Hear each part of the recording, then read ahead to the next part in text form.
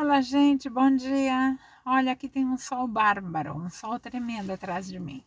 Porque eu tô na garagem da minha casa, que a frente da minha casa pega o sol de toda a manhã. Então agora tem um sol ali, mas não se assustem, não é nenhum personagem celestial que tá me visitando, tá? Ai, nenhum ser de luz. Gente, eu queria falar um pouquinho com vocês essa manhã, porque estava meditando sobre umas coisas. Sobre vários assuntos, tá? Capaz que eu comece a misturar os assuntos aqui, não se assustem, porque é assim, quero falar de algumas coisinhas. Primeiro, eu saí de um grupo de ex-mormons, aonde eu notei que estavam indo pelo caminho errado, tá? Pelo caminho que não vai dar resultado nenhum, nem para eles, nem para você que está escutando, nem para ninguém. Que é quando começa a dedicar muito tempo perseguindo membros ativos da igreja. Gente, vocês sabem, membros e não membros, eu vou dizer, né? Quem foi membro sabe bem, quem é membro sabe bem, mas quem não é membro da igreja Mormon e nunca foi, não vai saber bem como é a coisa. A igreja tem autoridades gerais que estão lá em Salt Lake City, nos Estados Unidos, no estado de Utah, e a igreja tem autoridades que são diárias, que são os 70, que vêm visitar as unidades, as estacas, e a igreja tem líderes locais que cuidam da igreja, da ala e da estaca. E depois tem os membros comuns, normais. A esse último grupo que eu falei, o meu maior respeito.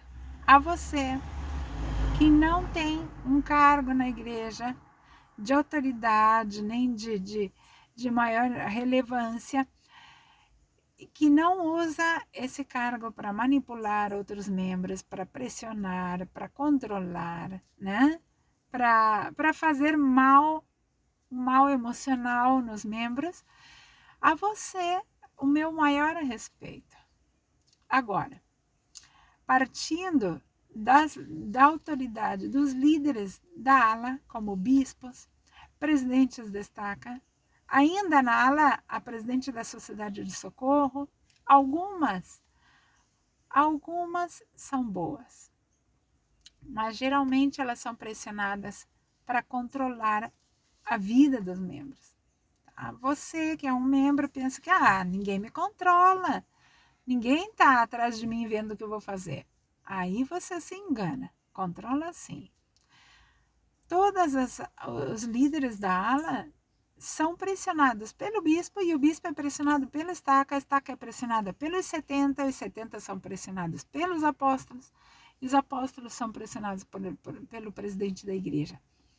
Que por detrás deles também tem umas outras autoridades que eu nem sabia. Tem aquele bispo presidente da igreja, tem todo um grupo atrás do presidente da igreja que controla, que pensa nos discursos, que prepara tudo para que tudo saia perfeito nas revistas, nas publicações, tudo que é publicação da igreja, tá?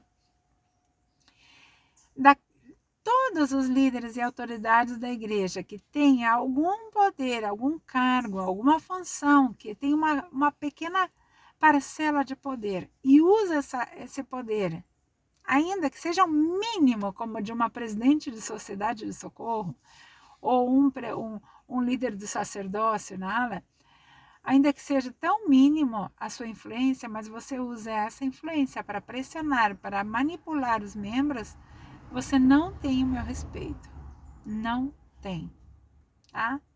Você que é como um bispo, que eu já tive bispo, que controlava os meus passos, as minhas publicações, controlava a vida de cada membro da ala.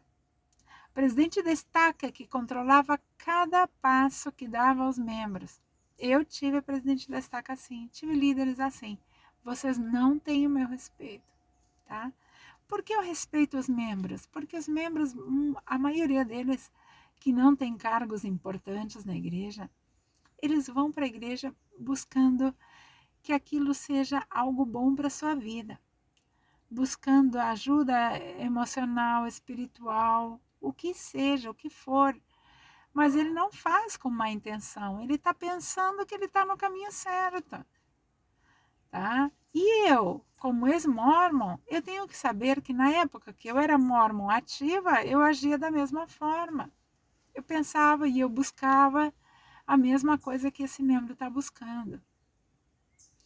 Mas eu não entendo aquelas autoridades, aqueles líderes da igreja que têm poder, têm autoridade dentro da igreja e que utiliza isso em contra dos seus membros, para manipulá-los, para pressioná-los a fazer o que eles querem, para que não saiam da igreja, enchem eles de medo, né? Dizem que vão perder a família, que vão perder a paz, que vão perder o amor de Deus, que vão perder tudo. A vocês eu não tenho nenhum respeito, nenhum, tá? Nenhum respeito. Agora, por que eu tô falando isso? Eu tô falando isso porque até ontem eu estava em um grupo que eu já entrei e saí muitas vezes. A maior parte do tempo, desde que eu saí da igreja, eu estava fora desse grupo, tá? Mas eu conheço bem esse grupo, conheço muita gente que está ali dentro. E eu estava nesse grupo até ontem à noite. Quando eu notei que é um grupo que já está se transformando quase numa organização coercitiva, de coerção, tá? Quase está. Desculpa se eu estou usando o termo coerção não sei se está em português ou em espanhol, desculpa, mas eu acho que vocês sabem bem qual é a palavra. Corrijam-me se não estou falando bem. Quando um ex-mormon sai da igreja e decide proclamar, publicar as coisas que aprendeu da igreja, que a igreja não fala para você, até onde ele o faça de uma maneira sã, uma maneira saudável, para alertar os membros que ainda estão ativos lá e que muitos deles estão sofrendo por causa da doutrina, por causa de um montão de coisas da igreja. E quando você está até aí, está muito bem. Agora, quando você passa a perseguir os membros ativos, porque são fanáticos, alguns são fanáticos, mas enquanto esses membros não têm o poder e não usam esse poder para fazer mal a outros membros, eu não tenho nada em contra deles. Os apologistas, se são pagados ou não pela igreja e estão ali para defender a qualquer custo as ideias da igreja, também eu não tenho muito para dizer em contra deles. Por quê? Eles estão fazendo o que eles acham que está bem. Agora, por que eu vou em contra das autoridades e dos líderes? Porque eles têm consciência do que eles estão fazendo. Eles têm poder, eles sabem que eles estão fazendo aquilo para garantir o espaço e o lugarzinho onde eles estão. A maioria deles, eu estou falando dos homens, que buscam progredir e subir, passar de bispo para estaca, da estaca para um presidente de missão, para ser um 70 e talvez ser um apóstolo. Eu conheço um monte de homens na igreja, jovens, que têm essa ambição. Você não tem o meu menor respeito, tá? Já vou dizendo assim. Agora, por que eu estava falando daquele grupo? Eu não vou dizer o nome do grupo, tá? Quem está aí do outro lado, talvez, é um grupo em espanhol, mas alguns deles entendem o português e vão saber que eu estou falando deles. Quando você passa a perseguir membros fanáticos e apologistas, daí eu já não vou perder meu tempo com esses grupos. Por quê? Gastam horas e horas e horas falando de um fanático ou de um apologista da igreja, quando isso não nos vai levar a lugar algum, tá? Porque esses fanáticos e esses apologistas, eles estão no seu mundinho e eles não têm poder para nada, nem para convencer, nem para nada. Eu não vou gastar meu tempo com ódio, com rancor, com bronca, com perseguir a essas pessoas, tá? E alguns grupos como esse que eu saí ontem, e que não vou entrar mais, porque eu já sei do que é, eu sei qual é a intenção desse grupo, passa a ser de um grupo que deveria alertar as pessoas para algo que está fazendo mal para a vida delas, passa a ser um grupo que até falta com a honestidade. Por que eu digo isso? Porque esses grupos, às vezes, eles cruzam uma barreira, uma linha, tá? E eles chegam até quase a formar uma outra religião. Eu até diria isso. Porque são tão fanáticos no que estão fazendo que não notam que eles estão sendo envolvidos por uma raiva que não deveria existir. Eles começam a fazer críticas a apologistas, a membros da igreja. E isso para mim não vale. Por que não vale? Eu penso em algo maior que isso. Nas culpas, na culpa de quem realmente tem essa culpa dentro da igreja, que são as pessoas que têm o maior poder. Eu não gasto tempo falando de apologista da igreja, não gasto mesmo.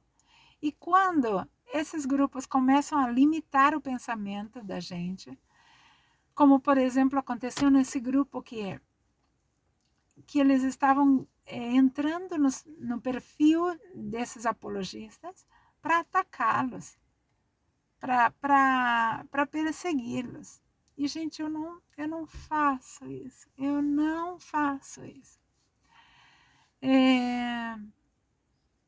A gente tem que ter um certo nível de saúde mental, tá? Tem coisas que a gente deve dizer, não, disso eu não vou fazer parte, tá? Dessa coisa aí não vou fazer parte. Eu acompanho muito o canal do Paulo, que ele tem Mormon Uma Ova. Adoro esse nome, é engraçado, mas é interessante, né? Mormon Uma Ova. Jamais, não volto para aquela igreja, nem me interessa aquela igreja mais. Adoro esse nome, Mormon Uma Ova. E acompanho muito, mas muito mesmo o canal do Tom, Minha História no Mormonismo. Acompanho muito, mas muito mesmo a Vânia Mora, que ela é a rainha de todas. Ela é a que investigou, a que buscou informação lá, que, né, cavou aí nas profundezas em Salt Lake para buscar informação. Acompanha outros canais também e traz toda a informação para a gente em português. O meu maior respeito a esses publicadores da verdade. Agora, você, ex-mormon, que você está perseguindo os apologistas, perseguindo muitos membros só porque são fanáticos, quando nós fomos esses fanáticos. Nós fomos, tá? Eu não estou defendendo aquele membro que faz mal a outro membro por causa da crença, tá? Eu estou falando daqueles membros que defendem o seu testemunho a qualquer custo, mas é só porque acreditam muito naquilo. Mas não estão buscando fazer mal para ninguém com isso, tá? Quando você gasta tempo e energia para buscar perseguir pessoas que não têm, não é aí o foco, não é aí onde está o problema, tá? Então, aí já perdeu o sentido. Perdeu o sentido. Por isso que tem canais que eu sigo e vou continuar seguindo, que é do Tom, que é do Paulo, que é da Vânia, que é do Falcão, ele tem um canal também que é Verdade Mormon. Tem muitos canais, tá? Tem muitos que eu sigo. Mas quando é uma coisa que já não é sã, não é saudável, eu deixo de lado, totalmente deixo de lado. Estava escutando o Paulo em uns vídeos que ele subiu, ele falou sobre dia 2 de novembro, que é o dia dos finados, né? Dia dos mortos. Em muitos países, não é só no Brasil, não. E aí ele estava falando de que a igreja, a liderança de uma ala, publicou que iam fazer um mutirão de visitas nesse dia 2 de novembro. Daí fiquei pensando, nossa, né? É bem o que faziam com a gente na missão. Que aquelas datas importantes, onde as pessoas estavam mais sensíveis emocionalmente, é onde a gente deveria, entre aspas, atacar, né? Ou seja, pegar a pessoa com a guarda baixa, pegar a pessoa no seu momento de debilidade, no seu momento frágil, né? E atacar e aí meter a religião aí nesse momento. A igreja é maestra é mestre nisso, tá? Tem o título superior e tem doutorado e tem tudo nisso daí, de atacar as pessoas naquele momento de debilidade da pessoa, né? De vulnerabilidade. E eu lembro que na missão a gente era incentivado a ensinar pessoas que tinham perdido um familiar recentemente, a pessoas que tinham acontecido o nascimento de um bebê na família, porque essas coisas colocam a pessoa num estado de ânimo bastante complicado, aonde ela está sensível, aonde se ela perder um familiar e você vai falar das famílias eternas, vai pescar a pessoa, tá? Vai enganchar ela no anzol. Se nasce um bebê, a pessoa vai estar tão sensivelmente bem, contente, radiante, pensar no futuro e no crescimento desse ser novo que está na família, que se você vem com a mensagem de que os jovens, que Deus, que crescer num lar de amor, cheio de amor, de ensinamentos sobre Deus e Jesus Cristo, a pessoa vai dizer, nossa, é justamente isso que eu estou buscando, né? Agora que a gente teve um filhinho, pega a pessoa ali também. Aquela pessoa que está caindo na rede da igreja em algum dessas situações, ela não tem nem a mais pálida ideia de que a igreja é uma fraude, tá? Recentemente saiu uma notícia na BBC Canadá, em inglês. Não, em inglês saiu. Eu li em espanhol porque alguns canais eles já, o mesmo Google ele traduz a página para espanhol e eu podia entender tudo o que disse. A igreja no Canadá e também na Inglaterra e também na Irlanda e também um monte de outros países, o que ela faz? Ela arrecada todo o dízimo e a igreja ela não paga impostos, a maioria, quase todos os países no mundo não cobram impostos das religiões, ou seja, eles não têm obrigação com o fisco, né, com a receita, digamos, daquele país, então eles pegam aquele dinheiro e a regra varia de cada país, mas a maioria deles tem tipo uma porcentagem que a igreja precisa para não pagar impostos, para ser uma religião, ela precisa investir naquele mesmo país em obras de caridade.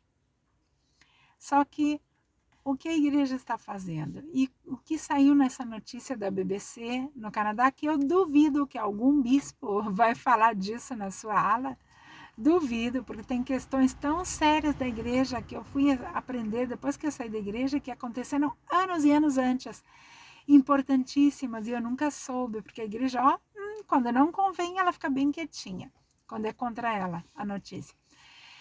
A igreja está pegando todo o dinheiro do dízimo, deixa no país apenas uma mínima e miserável cota, miserável quantidade de dinheiro, e quase todo o dinheiro, mais da metade do dinheiro dos dízimos e ofertas e doações e tudo, manda para Salt Lake City. E o que a igreja justifica para tirar esse dinheiro desse país e mandar para lá é que está mandando para a universidade da igreja, aonde a igreja diz que tem muitos canadenses que estudam lá. Bom, a informação é que canadenses estudando na Universidade de Brigham Young, nos Estados Unidos, que é a universidade da Igreja Mórmon, é 1,6% de todos os alunos dessa universidade. Ou seja, que a igreja está mandando milhões e milhões e milhões de dólares cada ano desses países para os Estados Unidos. Está levando para a sua caixa, está levando para a sua matriz. Não está investindo em caridade, nem lá naquele país, e nem sequer no seu país mesmo. Porque daí que chega na universidade, está nos cofres da igreja. A igreja faz com esse dinheiro o que ela quer. Se ela quer construir um shopping, ela constrói, como já tem feito. Se ela quer comprar mais terras na Flórida, como ela já tem feito, e é dona de muita terra lá, ela pode fazer. Se ela quer investir na Bolsa de Valores, ela pode fazer. Então, deem uma olhada, busquem informação, tá? Da igreja desvia milhões de dólares do Canadá para os Estados Unidos. Busca a informação e você vai ver. Já publiquei no meu Facebook. Quem está aí vai poder ver. Corre lá para trás que vocês vão ver.